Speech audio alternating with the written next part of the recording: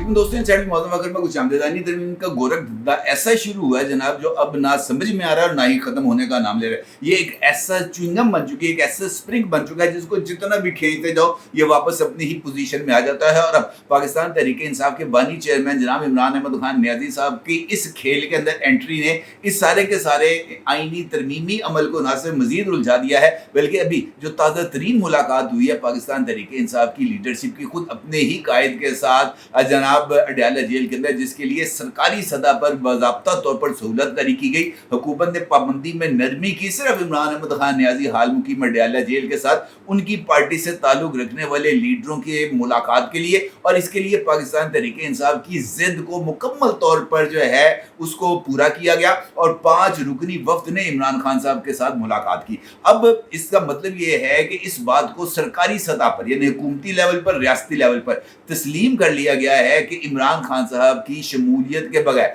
पाकिस्तान के अंदर कोई जमहूरी अमल मुकम्मल नहीं हो सकता। और इस बात को भी सरकारी सतह पर तस्लीम कर लिया गया है कि रियासत अब इस हद तक कमज़ोर हो चुकी है कि वो जो है खुद अपने ही वजूद की, अपनी ही बका के लिए किए जाने वाले इक़दामात के लिए बेसाखियों और उन बेसाखियों के जिनके ऊपर इस बात का इल्ज़ाम है कि उन्होंने रियासत पर हमला किया है कि ज़रूरतमंद हो चुकी है। लिहाजा इस सारी सूरत हाल में ये जो आईनी तरमीमी अमल है ये ना सिर्फ बहुत ही ज़्यादा हद तक मज़े का खेज बन चुका है, बल्कि आईनी तरमीमी अमल के लिए काबीना, सेनेट और कौमी असम्बली के इजलास सिर्फ एक दिन में 3 मरतबा तब्दील किए गए। और अब आज शाम 7 बजे सेनेट और कौमी असम्बली का इजलास तलब किया गया है, जबकि 6 बजे वफाकी काबीना का इजलास तलब किया गया है। लेकिन उससे पहले इमरान खान साहब के साथ मुलाकात करके आने वाले पाकिस्तान तहरीक इंसाफ के वक्त की जनाब फजलुर रहमान साहब से मुलाकात होगी। फजलुर रहमान साहब की मुलाकात के बाद बकौल सेंटर अली जफर इमरान अहमद खान साहब के साथ एक और मुलाकात होगी, और उसके बाद जनाब ये जो ऊँट है ये किसी कट पर बैठेगा।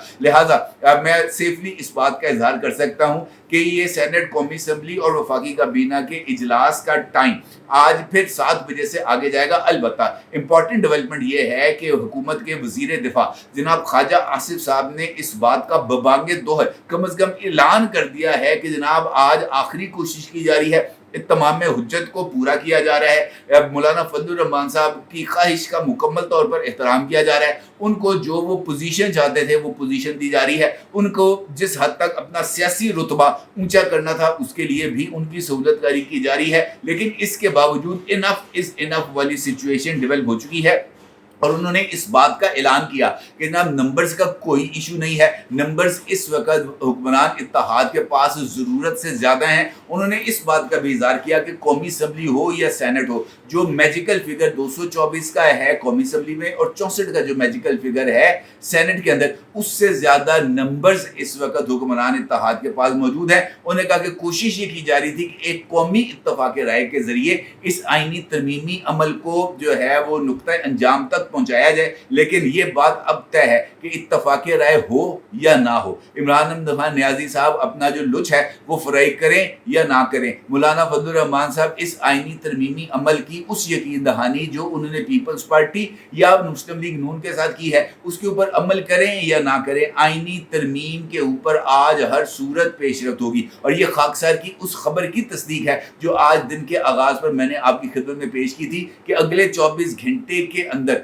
आईनी तरमीमी अमल को मुकम्मल करना हुक्मरान इत्तेहाद की मजबूरी है, क्योंकि 24 घंटे गुजरने के बाद एक नई कॉन्स्टिट्यूशनल लोचा, तो याद नहीं है मुन्ना भाई MBBS में वो जो है संजय दत्त कहा करते थे कि मेरे दिमाग में केमिकल लोचा हो गया, बिल्कुल इसी तरीके से ये जो कॉन्स्टिट्यूशनल लोचा है ये ना सिर्फ सामने आ जाएगा बल्कि उस कॉन्स्टिट्यूशनल लोचे के आगे हुकूमत और हुक्मरान इत्तेहाद दोनों ही मजबूर हो जाएंगे उस कॉन्स्टिट्यूशनल लोचे के ऊपर अमल दरामद करने के लिए। लिहाजा ये हुकूमत की बका के लिए ज़रूरी है, हुक्मरान इत्तेहाद की इज्जत के लिए ज़रूरी है कि वो आज सुबह तक या कल दोपहर तक कम अज़ कम इस जो आईनी तरमीमी अमल है इसको मुकम्मल भी करें। उसके बाद जो स्पीकर नेशनल असम्बली हैं, चेयरमैन सेनेट हैं, वो इस मंजूरी के हवाले से जो रिपोर्ट्स है वो जनाब सदर ममलिकत को भेजें और सदर ममलिकत इसको मंजूर करने के बाद इसके गजट नोटिफिकेशन को जारी करें। इसके बाद ही ये ऊँट किसी करवट बैठ सकता है। हाँ, ये बात ज़रूर है कि जनाब अच्छी ख्वाहिश थी کہ ایک कौमी इत्तफाक राय हो जाए, लेकिन जहाँ पर कौमी इत्तफाक राय की कीमत रियासत को अपनी बका की सूरत में देनी पड़े, जहाँ पर कौमी इत्तफाक राय किस चीज़ का आपने करना है। माजी के अंदर हमने देखा है कि कर्नल लियाकत के उंगली के इशारे पर जो है वो कवानीन पास होते थे। कर्नल लियाकत ये जो है असम्बली हॉल के अंदर एक कमरे में बैठकर और उसके बाद विजिटर्स गैलरी में बैठकर इशारा उंगली से करता था खड़े हो जाओ, तो सारे पार्लियामेंटेरियन जो हुक्मरान इत्तेहाद में उस वक्त मौजूद थे वो खड़े हो जाते थे और वोट दिया करते थे। जो पहले इजलास से पहले बबांगे दोहल इस बात का ऐलान किया करते कि जब 80 वोट नहीं देना, लेकिन वो ऐसा उंगली का जादू था उनका कि जनाब उसके ऊपर जो कवानीन है और एक एक दिन के अंदर 24 कवानीन ना सिर्फ मंजूर हो जाते थे बल्कि उन 24 कवानीन के बाद जनाब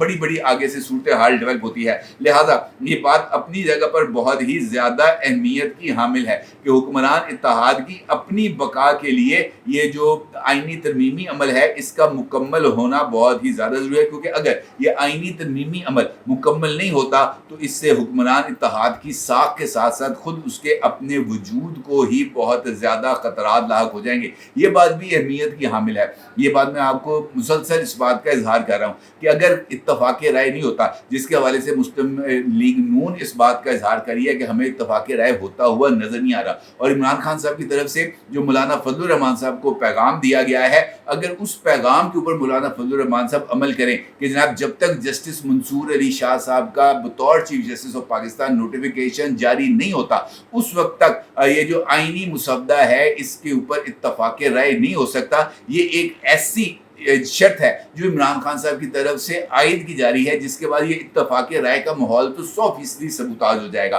और इस इत्तफाक राय के माहौल को सबूताज करने का सेरा जनाब मौलाना फजलुर रहमान साहब के सर जाएगा, क्योंकि मौलाना फजलुर रहमान साहब अगर चाहते तो इस इत्तफाक राय का सेरा अपने सर बांध सकते थे, लेकिन इसका सेरा ना बांधने का क्रेडिट भी मौलाना फजलुर रहमान साहब के पास जाएगा, और उसके साथ साथ 24 की बजाय 56 आइनी तरमीम मंजूर कराए जाने का सेरा भी जनाब मौलाना फजलुर रहमान साहब के सर बंधेगा। क्योंकि अगर ऐसा होता है कि इत्तफाक राय सबूताज होता है और मौलाना फजलुर रहमान साहब इमरान अहमद खान न्याजी के मकबूलियत के घोड़े पर सवार होकर इमरान खान साहब की सियासत को अपनी जमात की सियासत के साथ लेकर आगे चलने का जो उनके मुझे लगता है कि शायद कोई अंदरूनी ख्वाहिश डेवलप हो गई है, या उनको इस बात की शायद पेशकश कर दी गई है मौलाना साहब को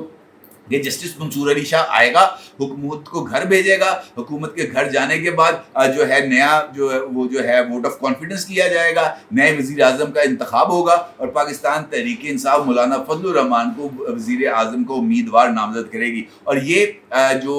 उनको लॉलीपॉप मौलाना फजलुर रहमान साहब को दिया गया है, 8 सीटों वाला बंदा वज़ीर आज़म बनेगा, ये एक बहुत बड़ी अट्रैक्शन है जो मौलाना फजलुर रहमान साहब को दी गई है। लिहाजा इमरान खान की मकबूलियत के घोड़े पर सवार होकर जनाब मौलाना फजलुर रहमान साहब एक जानिब पाकिस्तान तहरीक इंसाफ की सियासत को और दूसरी जानिब अपनी जमाती सियासत को साथ लेकर चलना चाह रहे हैं, जो बज़ाहिर एक नामुमकिन सा अमल है। और अगर ये इत्तफाक राय जिसका मैं बार बार इजहार कर रहा हूँ कि अगर ये सबूताज होता है तो फिर उसके बाद 24 नहीं 56 आइनी तरमीम होंगी, और उसके अंदर मिलिट्री कोर्ट्स को भी कॉन्स्टिट्यूशनल कवर देने के हवाले से जो आइनी तरमीम है वो भी मंजूर हो सकती है। और इस बात का भी फिर इम्कान पैदा हो सकता है कि सरकारी मुलाजमीन की मुद्दत रिटायरमेंट में इजाफा करके उसको 67 या 68 साल कर दिया जाए, और फिर जनाब आप अंदाज़ा लगा सकते हैं कि फिर क्या सूरत हाल डेवलप होगी। काजी सुप्रीम कोर्ट के अंदर रहे ना रहे, कॉन्स्टिट्यूशनल कोर्ट के अंदर काजी साहब चीफ जस्टिस बन जाएंगे,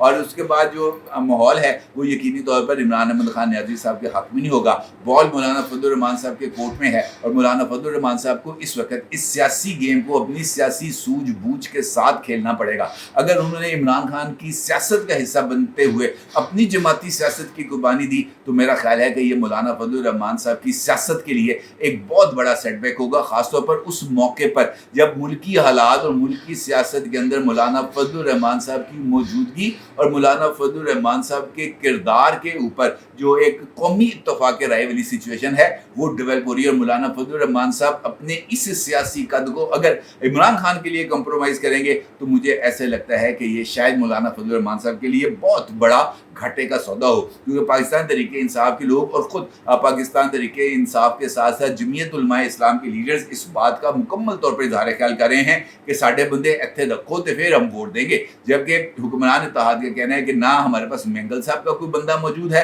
نہ ہی جمعیت علماء اسلام کا کوئی بندہ ہمارے پاس موجود ہے، نہ ہی اداروں کے پاس موجود ہے۔ لیکن یہ جو کھیل اب اس وقت سٹیج کیا جا رہا ہے جس کی بنیاد صرف اور صرف